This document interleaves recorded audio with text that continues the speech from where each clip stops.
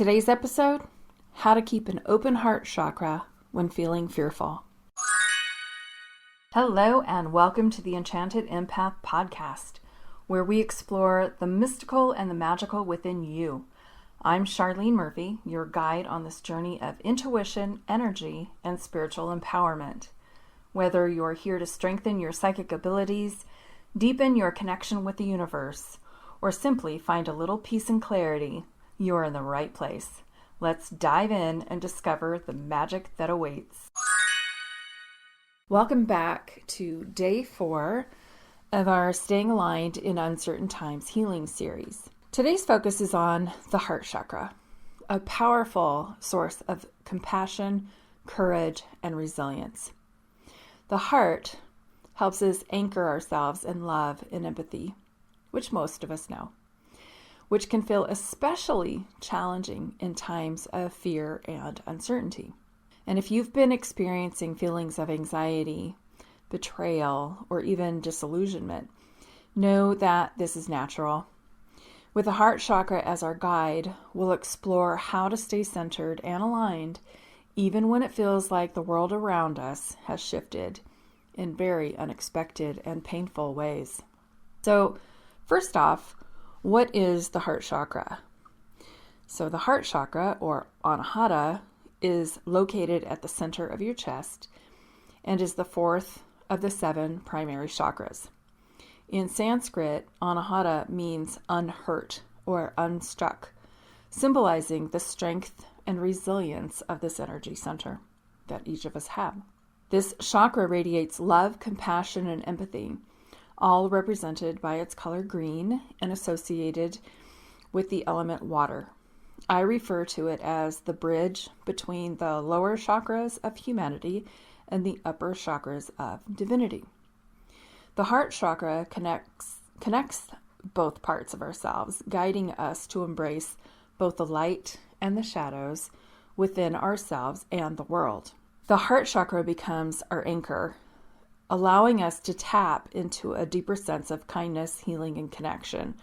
Yet, when confronted with fear or feeling of betrayal, it's really easy for the center to become imbalanced, leading to an emotional shutdown or a reluctance to connect. And for those of us who feel deeply, witnessing people who we once trusted or our communities we once cherished choosing paths of division or hate can feel like a super heavy blow to the heart. We might find ourselves grappling with difficult questions, like how do we keep our hearts open in a world that feels so uncertain and a little scary?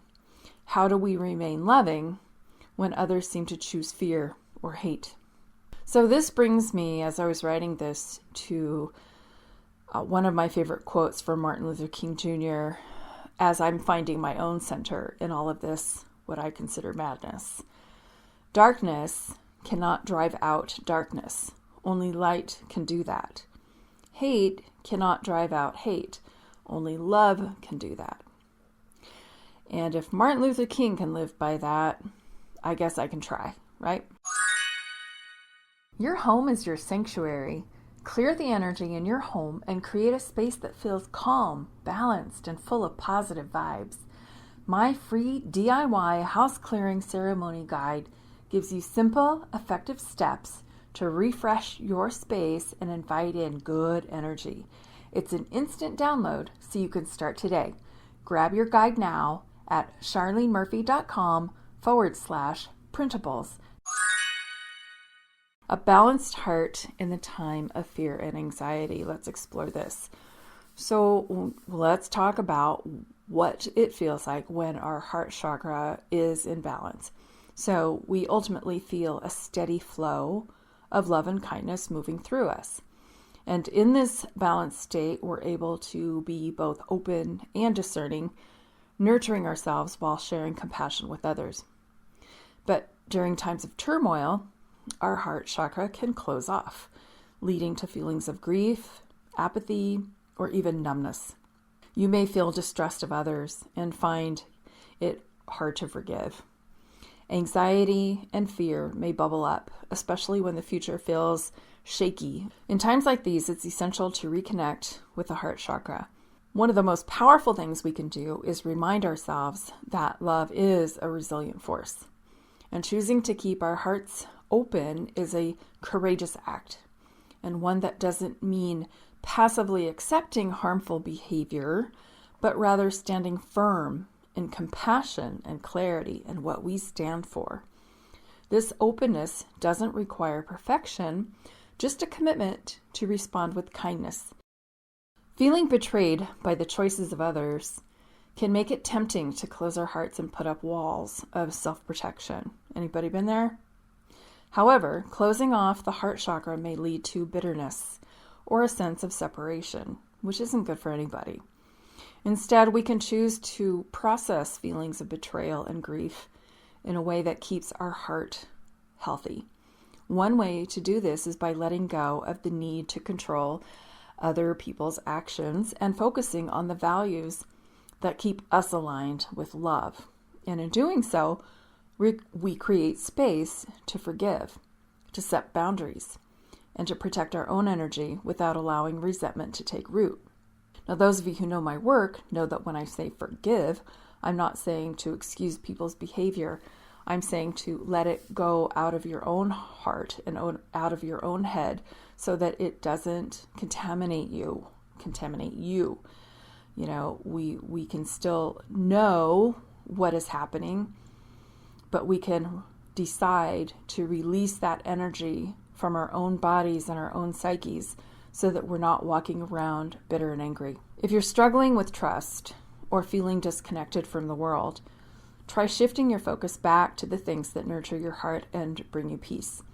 So start with a small practice of gratitude or engage in activities that lift your spirit. These are simple but powerful ways to reconnect with a balanced heart. One powerful way to stay centered in the heart is by practicing self-compassion. We can shut out the world and just focus on ourselves and focus on the bubble that we can control, right? We can't control others, but we can control our own energy. And by practicing self-compassion, it's a really great way to raise your own energy and vibration and then let that go out into the world. And who knows where it goes? You know, it could be a very healing balm to a lot of people who are feeling the same way that you are. Treat yourself with gentleness and allow yourself to feel whatever comes up without judgment. Try beginning each day with an affirmation like, I'm open to giving and receiving love, or I forgive myself and others.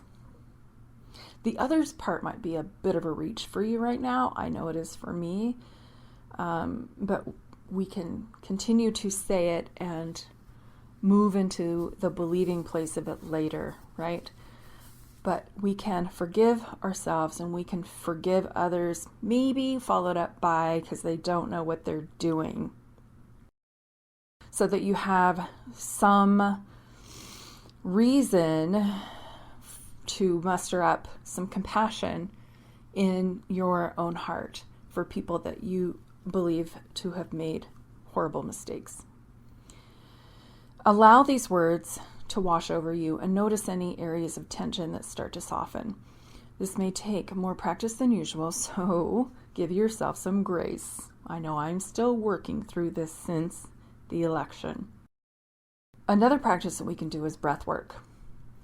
It's super good for opening the heart.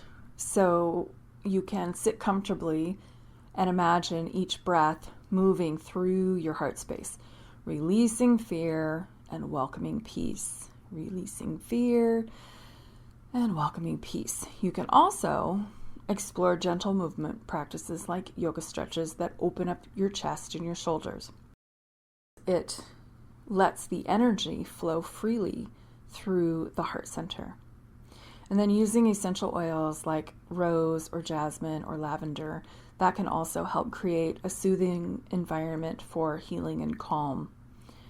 Right? So doing whatever you can to open up that heart space. And one of my favorite things to do is just think about the people that are nearest and dearest to my heart, the people that I love. You know, they can just kind of do no wrong, and my heart is just wide open for them. And I even think of my grandmother.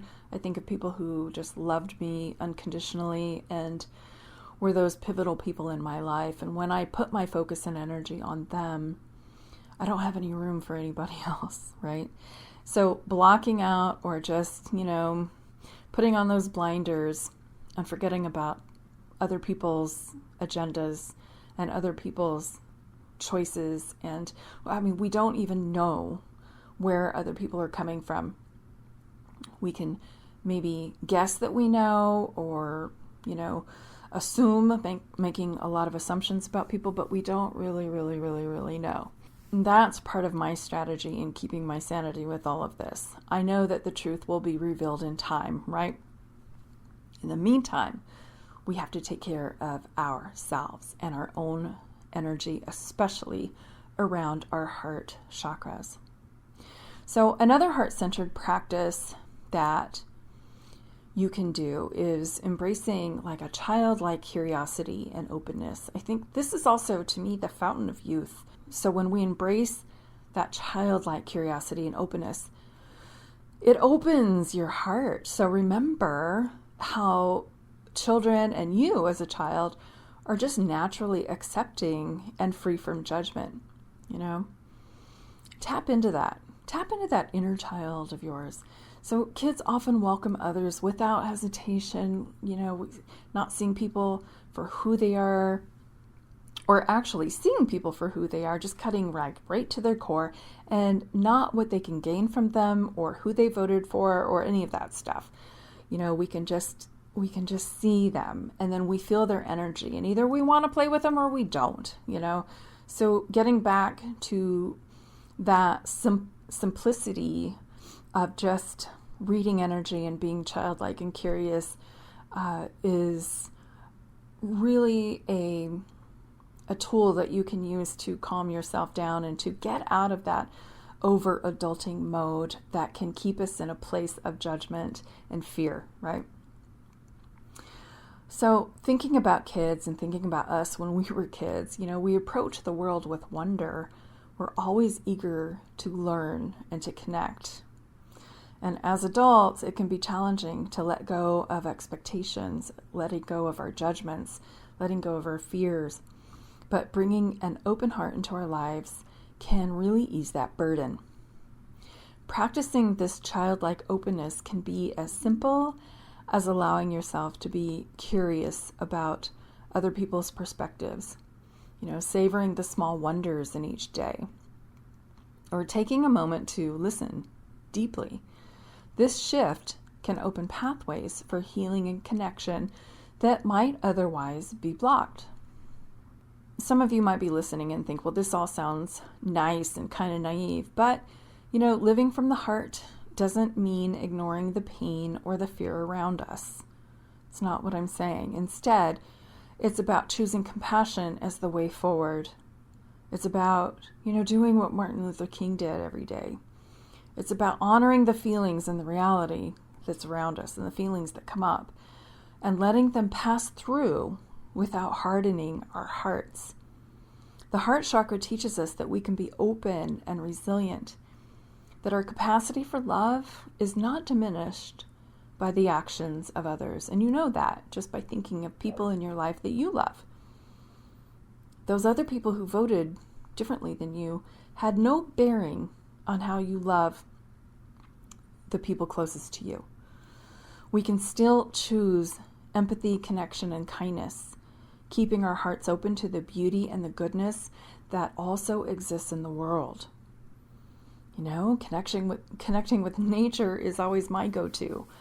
I don't see nature as anything else but perfection and not caring about the external noise. It's just in complete, perfect harmony with the intelligence and the beauty of the universe. Are you open to receiving all the blessings and abundance life has to offer you? Or are you unknowingly blocking your blessings? Find out with my free receptivity quiz and learn how to realign with your natural ability to receive. Take the quiz today at charlenemurphy.com/receptivity. That's charlenemurphy.com/receptivity.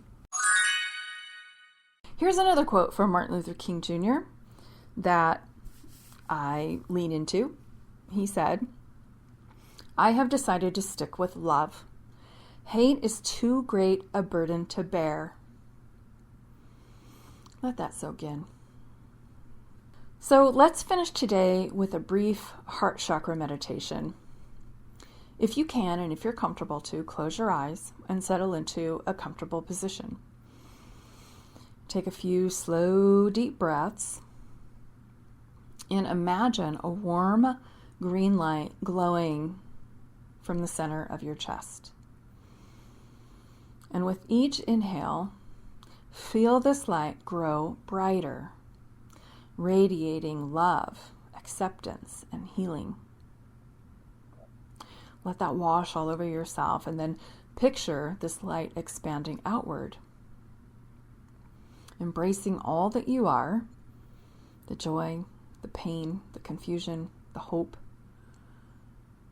the disappointment, all of it. And as you exhale, imagine this love reaching out, connecting you with the world with a renewed sense of openness and peace. You've come here to do stuff. We have to be able to realign ourselves so that we can do the things that we came here to do. And so this is part of the process in allowing ourselves to continue to show up to do our work. Know that your heart is strong and resilient, and that by choosing love, you bring healing not only to yourself, but to the world around you. And trust me when I say this, the world needs that. So the world needs you. The world needs you with a whole, healed heart. Thank you for joining me today on the Enchanted Empath Podcast. I hope you discovered something magical to carry with you as you move through your day. Remember, your intuition is your superpower. Trust it, nurture it, and let it guide you. If you enjoyed this episode, I'd love for you to leave a review or share how my podcast has helped you on your journey. Until next time, stay connected to your inner light and keep shining brightly. You are magic. I'll see you soon.